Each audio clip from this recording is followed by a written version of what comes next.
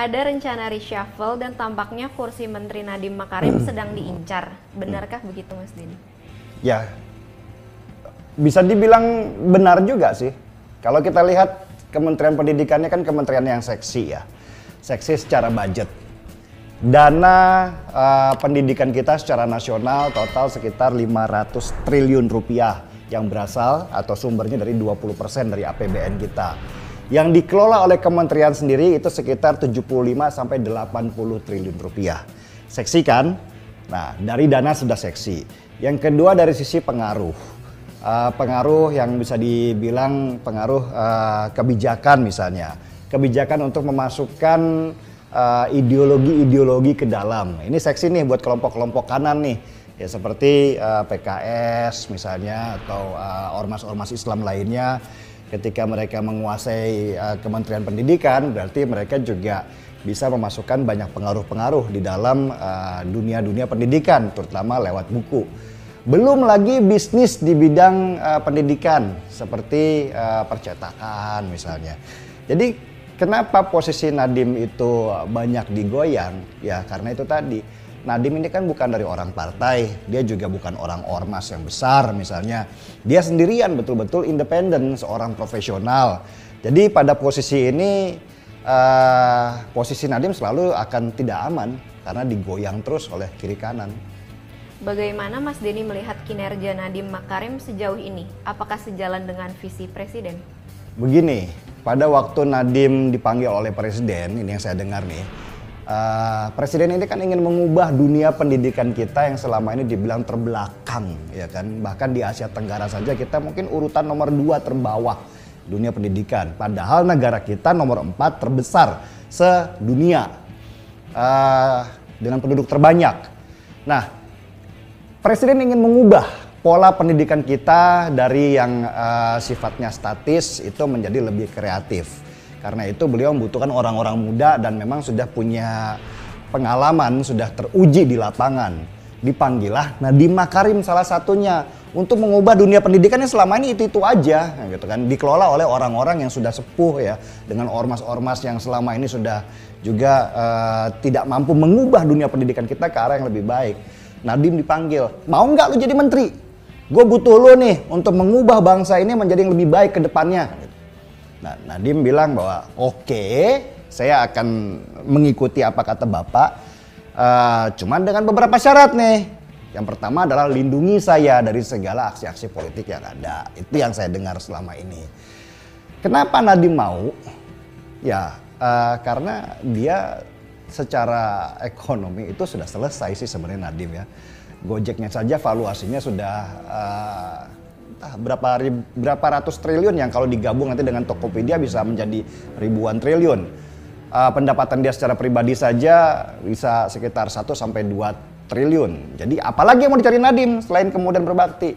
Masuklah Nadiem ke sana untuk menjadi Menteri Pendidikan. Sialnya ketika Nadiem menjabat belum dia mengubah konsep pendidikan selama ini, pandemi datang. Ya kan, jadi yang tadinya peta untuk pendidikan kita bagaimana bisa maju ke depan terpaksa harus dibangun secara bertahan. Nah, permasalahan-permasalahan disinilah yang membuat Nadiem itu menjadi agak kurang bisa bergerak. Karena yang sekarang dia hadapi itu adalah keluhan-keluhan dari orang tua maupun ketakutan-ketakutan bahwa sekolah tatap muka sekarang ini posisinya bagaimana. Ya kan, Nadiem sendiri sudah memperkirakan bahwa kalau tatap muka tidak dilakukan maka Indonesia akan ketinggalan puluhan tahun ke belakang. Baru-baru ini Nadiem Makarim bertemu Ketua Umum PDI Perjuangan yaitu Ibu Megawati. Apakah ini bagian dari manuver politik? Saya rasa itu disuruh Pak Jokowi aja. Karena serangan-serangan kepada Nadiem ini gencar banget ya. Ya seperti saya tadi cerita, posisi di Kementerian Pendidikan ini seksi sekali ya dengan dana sebegitu besar, dengan jaringan sebegitu luas dan pengaruh-pengaruh yang sebegitu dalam di dunia di negara kita, maka posisi Menteri Kementerian Pendidikan itu menjadi sangat strategis ya. Dan ketika Nadiem diserang sana sini ya seperti biasalah, kalau di seorang profesional dia nggak punya pegangan maka serangannya akan kemana-mana. Nah mungkin ya disuruh oleh Pak Jokowi, udah lu ketemu Bu Mega deh, ya kan. Dengan ketemu Bu Mega sebenarnya sudah orang sudah melihat, wah berarti Nadiem bukannya tidak ada siapa-siapa di belakangnya nih. Dengan begitu orang kan jadi sungkan untuk mengganggu dia dalam kerjanya. Oke, sekarang ramai kasus terhapusnya tokoh pendiri Nahdlatul Ulama dari buku sejarah Indonesia yang dibuat Kementerian Pendidikan. Menurut Mas Denny, apa yang sebetulnya terjadi? Saya nggak begitu banyak mengikuti situasi itu ya, tetapi dari apa yang saya dapat dan saya baca kemarin itu, ada penyusunan terhadap sejarah Indonesia dengan tokoh-tokoh di dalamnya yang disusun mulai tahun 2017. Tahun 2017 ini kan bukan zamannya Nadiem Makarim, ya kan? Nah, ketika draft ya, kita bicara draft, ini belum diluncurkan. Ketika draft tentang sejarah Indonesia ini terbuka dan belum diproduksi secara resmi, di situ orang-orang menemukan tidak adanya nama Kiai Haji Hasyim Asy'ari ya sebagai salah satu tokoh bangsa. Padahal jelas jejak beliau di dalam sejarah bangsa Indonesia ini sangat kaya. Tetapi malah ada beberapa nama yang sebenarnya nggak cocok untuk masuk di dalam sejarah seperti Abu Bakar Ba'asyir.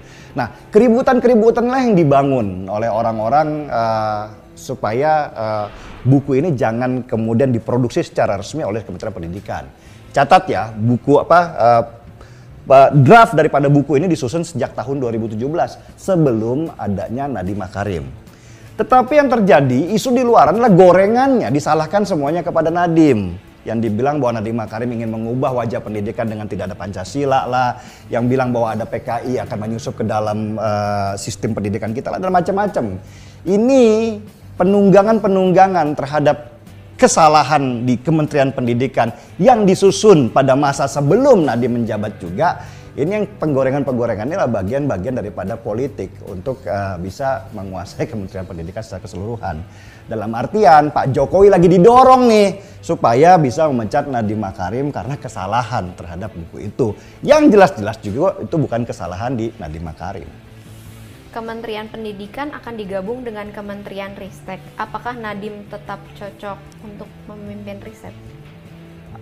Pada intinya begini ya, pemimpin di dalam sebuah kementerian itu sebenarnya lebih bersifat sebagai manajerial, bukan teknikal. Jadi Nadiem yang diharapkan oleh Presiden adalah memimpin Kementerian Pendidikan atau dunia pendidikan ini mulai dari SD, SMP sampai kemudian pendidikan tinggi termasuk riset dan segala macam itu di dalam sebuah kapal yang sama, di manajemen yang bagus supaya semua efektif, supaya semua berjalan sesuai dengan gerakannya. Nah, tidak diperlukan kemampuan untuk melakukan riset secara teknikal di dalam ini. Nadiem kan bukan guru, dia bukan pendidik. Dia adalah seorang ahli programmer yang dia punya kemampuan dalam memanage organisasinya, dan itu ditunjukkan Gojek yang dari bukan siapa-siapa, bukan apa-apa menjadi sekarang perusahaan raksasa. Nah, Presiden terkesima dengan itu dan pengen Nadiem itu bisa memimpin secara manajerial di Kementerian Pendidikan. Samalah seperti ketika Presiden menggunakan Pak Budi Sadikin ya, yang dulu mantan dirut Bank Mandiri kalau nggak salah, di Kementerian Kesehatan. Dia nggak punya kok background kesehatan, bukan dokter, tetapi dia mempunyai kemampuan manajerial. Sama seperti itu. Jadi sebenarnya siapapun yang dimasukkan, mau itu riset dan segala macam dalam kementerian itu nggak ada masalah. Pertanyaannya adalah mampu nggak Nadiem mengorganisir manajemen di dalam kementerian itu dengan baik. Dan saya yakin dia mampu. Mas Denny, apakah optimis akan masa depan pendidikan Indonesia? Jika pendidikan kita dipimpin oleh orang-orang seperti Nadiem Makarim, saya sangat optimis. Saya sering kok berbicara dengan Nadiem dan saya mencoba menyerap apa yang dia pikirkan terhadap bangsa ini. Nadiem itu adalah salah satu orang yang saya anggap sudah selesai dengan dirinya. Dalam artian dia tidak mempunyai ambisi untuk memperkaya dirinya secara material, secara berlebihan. Karena di rekeningnya aja udah cukup kalau dibilang dia kaya ya. Nah sekarang dalam usia yang sangat muda, Nadiem itu sudah mencurahkan banyak pikirannya untuk bagaimana pendidikan ini maju. Dan itu adalah tanggung jawab yang besar yang dia emban sekarang. Kalau sudah seperti ini, apa yang harus saya ragukan? Ya kan, bahwa kementerian atau dunia pendidikan kita kelak akan bisa lebih maju daripada sekarang. Cuman kan memang butuh waktu yang sangat lama dan panjang. Semua tergantung daripada birokrasi di dunia pendidikan sendiri mau nggak ikut berubah. Jangan kemudian Nadiem membangun sebuah sistem supaya kapalnya melaju lebih cepat, tetapi yang di bawah ini lamban dan kemudian menolak keras. Ini seperti biasa terjadi di budaya kita. Ketika Jokowi pertama kali memimpin Indonesia, situasi ini juga terjadi. Untuk Mas Nadiem Makarim, sabar ya. Saya yakin kok kalau Anda mampu mengubah dunia pendidikan kita yang selama ini tertinggal menjadi lebih maju. Minimal tidak jauh-jauh banget lah di bawah Singapura. Tetapi memang politik Indonesia itu agak berbeda.